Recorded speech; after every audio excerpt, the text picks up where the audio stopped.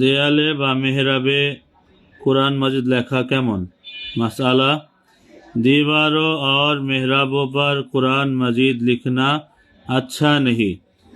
देवाल एवं मेहराबे कुरान मजिद आयात लेखा ठीक ना। केन ठीक ना? देखें कुरान शरीफ एत आदबेर जिनिस जा उदू छाड़ा धराओ जाए ना, अथच देयाले बा मेहराबे आयातगुलो खोलाखुली लेखा थाकले तार बेयादबी হয়, ধুলাবালি পড়ে, টিকটিকি তেলাপোকা উঠে, এগুলো কিন্তু আদবের মধ্যে পড়ে না। আমরা অনেকেই জেনেও বুঝেও আদব কীরকম হওয়া উচিত তা জেনেও কিন্তু আমরা এই ক্ষেত্রে একটু অবুঝের মতো আচরণ করি।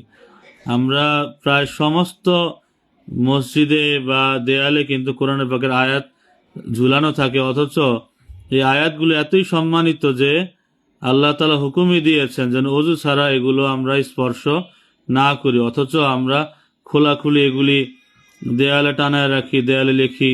এবং তার দ্বারা হয় কি, যে যারা খাদেম বা তারা কিন্তু ঝাড়ু বা অন্যান্য কিছু দিয়ে এগুলো মোছে, এগুলিও কিন্তু আদব না, বরং কোরআনের পাকের সাথে বেয়াদবি হয়।